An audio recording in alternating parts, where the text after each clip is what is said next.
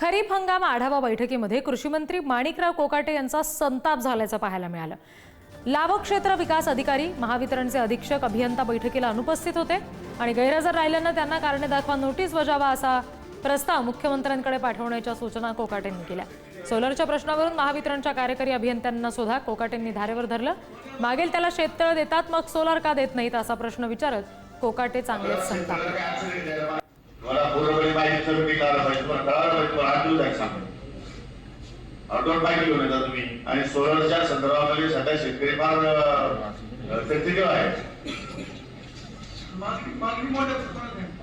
हेच म्हणतात सेन्सिटिव्ह आहे म्हणजे शेतकऱ्याला आवश्यक आहे।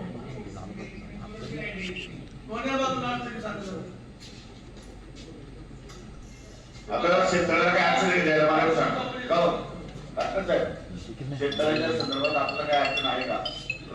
शेतकऱ्याची काय मागणी शेतकरी तुमच्याकडे काही मागणी असेल शेतकऱ्याची काय अडचण आहे? देत नाही ना?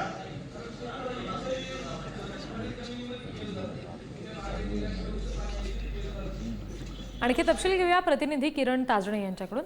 किरण, या बैठकीदरम्यान आता काही सूचना यापुढे अधिकाऱ्यांना दिल्यात का कोकाटेंनी?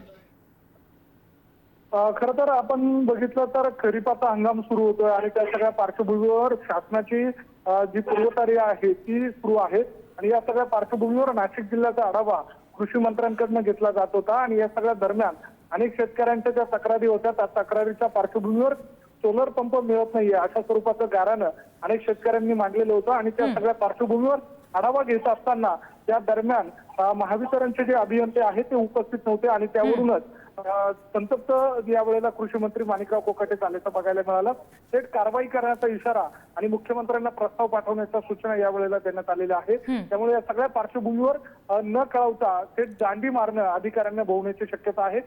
एकूणच शेतकऱ्यांच्या मुद्द्यावरनं यावेळेला माणिकराव कोकाटे सोलर पंपाचा जो मुद्दा आहे त्यावरनं चांगलंच आक्रमक झाल्याचं पाहायला मिळालं। किरण, धन्यवाद दिलेल्या माहितीसाठी।